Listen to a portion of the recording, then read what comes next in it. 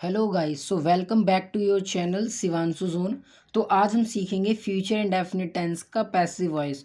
Actually ऐसा हो रहा था कि जब मैं लाइव क्लासेस ले रहा था तो नेटवर्क इशू की वजह से वीडियोस प्रॉपर रिकॉर्ड नहीं हो पा रही थी, बच्चों को वीडियो ब्लर आ रही थी, आवाज़ क्लियर नहीं आ रही थी। तो इसलिए जो और सारे टेंसेस हैं तो मैंने करा रखे हैं, आपको लाइव सेक्शन में आप जाके देख सकते हो।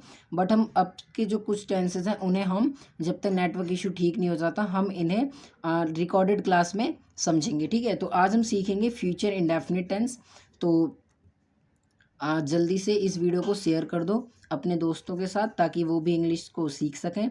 तो चलिए स्टार्ट करते हैं। तो सबसे पहले एक चीज़ याद रखना, आप पैसिव में सब्जेक्ट्स नहीं होते। ठीक है, अभी तक मैंने जितने भी टेंसेस पढ़ाए हैं उसमें आपने सब्जेक्ट्स पढ़ रखे हैं, बट जो पैसिव होता है पैसिव में सब्जेक्ट्स नहीं होते। ठीक है, यहाँ पे लिख दे रहा हूँ नो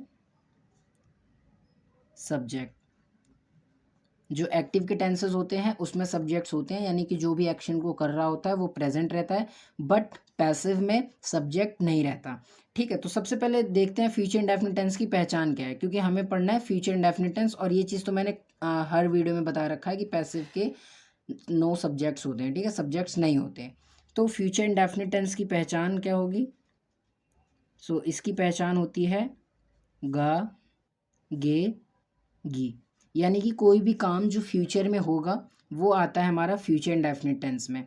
ठीक है, जैसे खाना बनाया जाएगा, ठीक है, उसे पैसे दिए जाएंगे, घर बनाया जाएगा। तो यानी कि ऐसे सेंटेंसेस जो फ्यूचर में होंगे, ठीक है, जो कि ना अभी कंप्लीट हुआ है ना अभी हो रहा है, यानी कि प्रेजेंट में नहीं है, बट ऐसा चीज़ जो होने वाला है, जो आगे को होगा, ऐसे टेंसेस होंगे हमारे फ्यूचर इंडेफिनिट टेंस के। आई होप आपको ये चीज़ें समझ आई होंगी। ठीक है, तो चलिए अब देखते हैं इसका स्ट्रक्चर। तो इसका स्ट्रक्चर होगा ऑब्जेक्ट प्लस विल बी या फिर शैल बी, देन वर्ब की थर्ड फॉर्म, एंड लास्ट में आ जाएगा ईटीसी। यानी कि जो भी सेंटेंस में बचेगा उसे आप लास्ट में इस्तेमाल करोगे। ठीक है, आई होप आपको इतनी चीज़ें क्लियर होंगी। एक चीज़ याद रखना, पैसिव में हमेशा वर्ब की थर्ड फॉर्म आती है, चाहे कोई सा भी टेंस हो। तो अगर आपको फॉर्म्स ऑफ द वर्ब नहीं पता है तो आप मेरे चैनल पे विजिट कर सकते हैं। आपको फॉर्म्स ऑफ द वर्ब के नाम से एक वीडियो मिल जाएगी, आप उसको ना देख सकते हैं, और जो भी वर्ड मीनिंग्स है आप उसे अपनी कॉपी में नोट कर लीजिएगा और आप उन्हें लिखकर याद कर सकते हैं। ठीक है, मैंने रिसेंटली में अभी 150 वर्ड मीनिंग्स उसमें कवर कर रखा है, तो आप जाकर देख सकते हैं। ठीक है, तो सबसे पहले क्या लगाना है हमें? ऑब्जेक्ट। ठीक है, याद रखना हमने यहाँ पे सब्जेक्ट्स इसलिए नहीं लिया है क्योंकि हमें पता है पैसिव में सब्जेक्ट्स नहीं होते। देन इसकी हेल्पिंग में हो जाएगी will be and shall B. अब बात कर लेते हैं कि विल बी का इस्तेमाल कब करेंगे एंड देन शैल बी का इस्तेमाल कब करेंगे। तो शैल बी का इस्तेमाल आई एंड वी के साथ करते हैं, और विल बी का इस्तेमाल हम ऑल सब्जेक्ट के साथ कर सकते हैं। ठीक है, ऑल सब्जेक्ट के साथ। वहीं पे इसके बाद क्या लगाना है हमें? फॉर्म्स ऑफ द वर्ब में, यानी कि वर्ब की थर्ड फॉर्म आनी है, एंड लास्ट में जो भी बचेगा उसे आप इस्तेमाल कर लेना। वर्ब की थर्ड फॉर्म आना बहुत ज़्यादा ज़रूरी है। तो अगर अभी तक आपको वर्ब की फॉर्म्स नहीं आती हैं तो जल्दी से अभी जाओ, वीडियो देखो और समझ लो। चलिए अब कुछ सेंटेंसेस से समझते हैं। ठीक है, तो पहला सेंटेंस लेते हैं, घर बनाया जाएगा। ठीक है, सो मैंने एक सेंटेंस लिया, घर बनाया जाएगा। तो सबसे पहले हम लगाएंगे ऑब्जेक्ट। ऑब्जेक्ट क्या है हमारा? घर। तो घर की इंग्लिश हो जाएगी हाउस, या चाहो आप होम लिख सकते हो। Then will be. ठीक है, विल बी क्यों लगाया है? क्योंकि शैल का इस्तेमाल तो हम सिर्फ आई एंड वी के साथ कर सकते हैं, एंड आई आप एक काम कर सकते हो, आई और वी के साथ भी विल का इस्तेमाल कर सकते हो। ठीक है, so house will be, then verb की थर्ड फॉर्म। वर्ब क्या है इसमें? जो भी एक्शन हुआ है। एक्शन है बनाना, बनाने की इंग्लिश होती है, मतलब घर वर बनाने की इंग्लिश होती है बिल्ड। ठीक है, और कंस्ट्रक्ट भी होती है। सो बिल्ड की थर्ड फॉर्म हो जाएगी बिल्ड। तो यहाँ पे हम लगाएंगे बिल्ड, थर्ड फॉर्म लगाना है, सो बिल्ड लिख लिया। सो सेंटेंस हो गया हमारा कंप्लीट।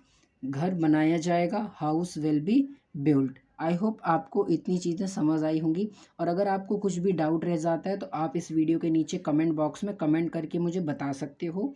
ठीक है, और आप मेरे को इंस्टाग्राम पे भी शिवांशु जोन के आप नाम से आपको एक वो अकाउंट मिल जाएगा, आप उस पर भी मेरे को डीएम करके अपने सारे डाउट्स क्लेरिफाई कर सकते हैं। ठीक है, नेक्स्ट है हमें पार्टी में बुलाया जाएगा। तो सबसे पहले आएगा ऑब्जेक्ट। ऑब्जेक्ट क्या है? हमें। So we, then will be and shall be आप दोनों लगा सकते हो, तो मैं शैल बी लगा ले रहा हूँ यहाँ पे,